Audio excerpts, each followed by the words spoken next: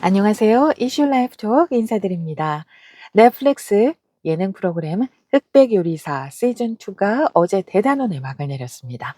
우승은 최강록 셰프가 차지했습니다. 결승 미션 주제는 나를 위한 요리였어요. 2대 0으로 심사위원 두 분의 만장일치로 최고 우승의 자리를 차지했습니다. 최강록 셰프는 인터뷰에서 "사실 힘든 거 하고 싶지 않았다." 이렇게 얘기를 했습니다. "이제 쉬어야죠." 이렇게 얘기하면서 말입니다. 그런데 기왕 90분이 주어졌는데 자기 점검 차원에서 깨두부를 만들어 봤다라고 이렇게 얘기했어요. 최강록 셰프에게 이 깨두부라는 음식은 게을러지지 말아야지 이런 근성을 알려준 음식이라고 합니다. 그래서 게을러지지 말아야지라는 이런 근성을 알려준 음식인 깨두부를 자기 점검 차원에서 만들어 봤다라는 거예요. 아니 경쟁 프로그램이잖아요. 우승이 코앞에 있는 거잖아요. 그러면은 1 등으로 뽑힐 만한 그런 음식을 선정하기가 쉬운데 그렇게 한 게 아니고 자기를 점검하는 차원에서 '게을러지지 말아야지.' 이런 근성을 알려주는 음식 깨두부를 선택했다라는 겁니다. 정말 이거 고수 아닙니까? 그러면서 최강록 셰프는 "저는 조림 인간입니다." 라면서 조림 요리로 요리 경연대회에서 우승한 경험에 대해서 얘기를 하면서 조림 인간, 연쇄 조림마, 조림핑의 별명을 얻게 됐는데 아주 여기서 또 중요한 얘기를 합니다. "조림을 잘 못하지만 조림을 잘하는 척했다." 이렇게 얘기합니다. 물론 사실 공부도 노력도 많이 했지만 척하기 위해서 살아왔던 인생이 있었다. 이렇게 얘기를 했어요. 그런데 여기서 또 안성재 심사위원께서 자기도 그런 적이 있었대잖아요. 척했던 그런 시절이 있었다고 얘기를 했습니다. 어쩌면 우리 모두에게는 그냥 척하고 보냈던 한때 시절이 있지 않을까 싶습니다. 자 그러면서 최강록 셰프는요. 나를 위한 요리에서까지 조림을 하고 싶지 않았답니다. 그러면서 저에게 위로를 주고 싶었다라고 말합니다. 매일 너무 다그치기만 했는데 저를 위한 요리에는 90 초도 써본 적이 없는데 이 가상 공간의 세계에서 나를 위해 해 보고 싶었습니다. 이렇게 담담하게 얘기를 합니다. 아니 저는 여기서도 깜짝 놀랐어요. 90 초도 써본 적이 없다니 나를 위해서. 요리 잘하는 사람이. 그리고요 또 안성재 심사위원도 얘기합니다. 본인도 "나를 위한 요리를 한 번도 생각해 본 적이 없다."라고 얘기를 하잖아요. 이 부분에 대해서 저는 제가 음식을 아주 잘하는 요리사라면 '오늘은 내가 어떤 맛있는 음식을 만들어서 내가 먹어 볼까.' 이런 생각을 할 듯한데 그런 생각조차를 안 했다라고 하잖아요. 최강록 셰프는 90 초도 자기 자신을 위해서 요리를 해본 적이 없답니다. 와 이 부분도 좀 많이 놀랐어요. 그리고 우승 소감 말입니다. 이것도 또 기가 막힙니다. 완전 감동이 스며드는 그런 우승 소감이었는데요. "저는 특출난 음식을 하는 사람도 아니고 전국에 숨어서 열심히 일하고 계시는 요리사분들, 음식 만드는 일을 하시는 분들과 같은 일을 하는 사람입니다." 이게 또 얼마나 겸손한 얘기입니까? 그리고 주신 말씀 잘 가슴속에 담아서 그리고 이곳에서 만난 인연들 소중하게 여기면서 열심히 음식에 대해서 생각하면서 살겠다. 자만하지 않겠다. 이렇게 얘기를 하고요. 다시 재도전해서 좋았다. 이렇게 정말 겸손한 우승 소감을 밝혔습니다. 담담하면서도 정말 속 깊은 그런 우승 소감이지 않을까 싶습니다. 굉장히 감동적이었어요. 그런데요. 이 우승을 한 최강록 셰프의 음식을 우리는 맛볼 수가 없다라는 겁니다. 최강록 셰프가 운영을 하면서 그 예약을 하려면 전쟁을 불사할 만큼 힘들었던 서울 송파구에 식당 네오가 있었는데 이 네오가요 2024년 말에 문을 닫았대요. 그때 당시 얼마나 유명했냐면은 예약창이 열리자마자 2만 명이 몰려왔대요. 1분 만에 한 달치 예약이 끝날 정도로 그렇게 문전성시를 이뤘던 그런 식당인데 술, 안주 위주의 요리를 77,000원 단일 메뉴로 제공을 했다라고 합니다. 그런데 왜 이렇게 잘 나가는 이런 식당을 문을 닫았을까요? 임대료? 아닙니다. 경영이 안 좋아서? 아닙니다. 방송과 요리 연구에 더 집중하기 위해서 그래서 문을 닫았다는 거예요. 그러니까 "박수 칠 때 떠나라." 뭐 이런 얘기 아닙니까? 아니 떠난 거는 아니었고 잠시 물러서 있었다라고 할 수가 있겠습니다. 자 현재 한국에요. 세븐일레븐에는 지난 8 일부터 최강록 셰프와 함께 협업을 한 증류식 소주 네오 25 화이트를 2만 개 한정 수량으로 선보인다라고 밝혔습니다. 지난 8 일부터요. 그런데 아마 지금쯤은 다 팔리지 않았을까. 2만 개 다 나가지 않았을까 싶습니다. 요리를 가장 잘하는 셰프가 선택한 술이라는 컨셉으로 했대요.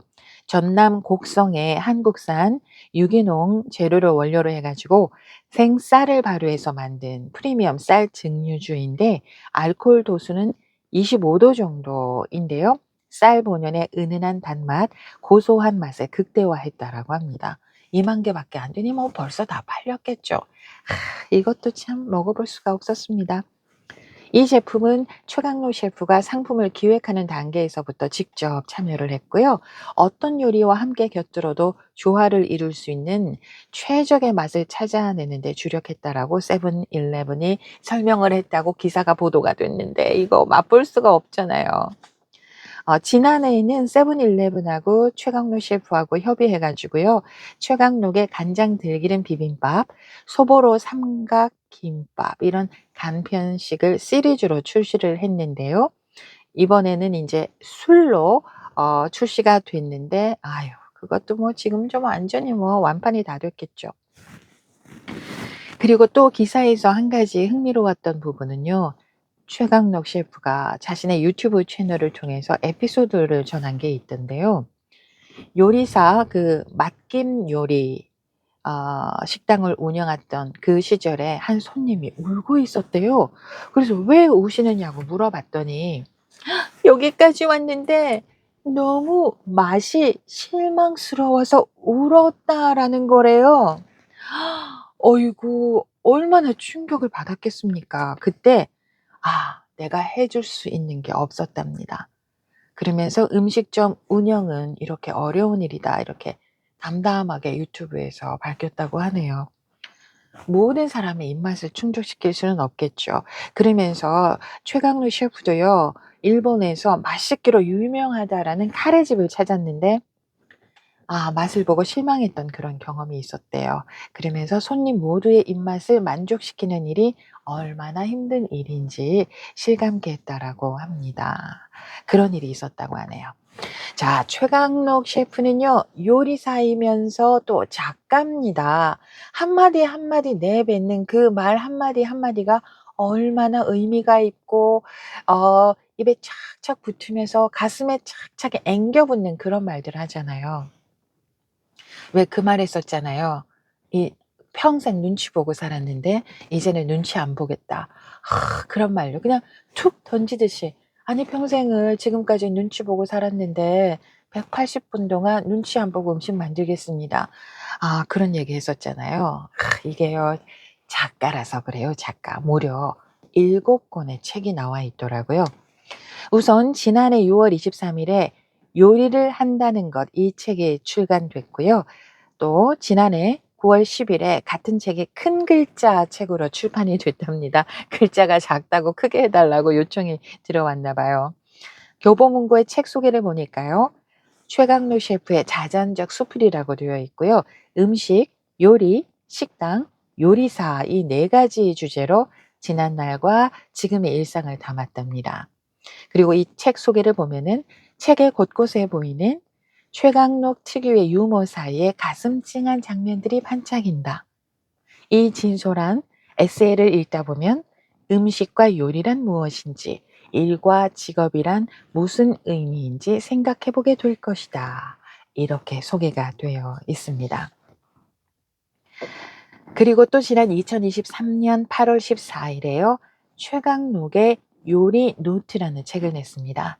이 책은 2015년에 출간한 이건 왜 맛있는 걸까의 개정판이라고 하는데요.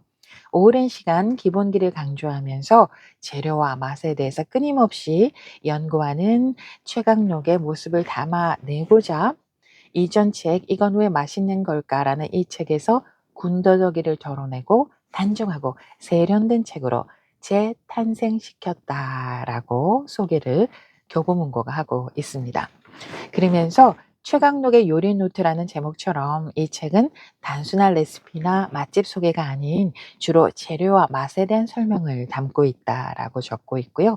본인의 경험을 살려서 요리를 처음 접하는 사람들에게 도움이 되는 내용을 전달하고자 그동안 메모해둔 자료를 정리해서 만들었기 때문에 최강록에게는 더욱 의미가 깊은 책이다. 이렇게 설명을 하고 있습니다.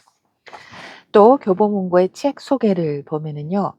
소금 간을 마스터하고 제철 알아두고 귀찮은 과정을 감수하고 도구를 활용하고 육수의 감칠맛을 이용하는 것. 그가 맛을 발견하기 위해 강조하는 것은 이런 것들인데 그런 것들이 담겨 있다.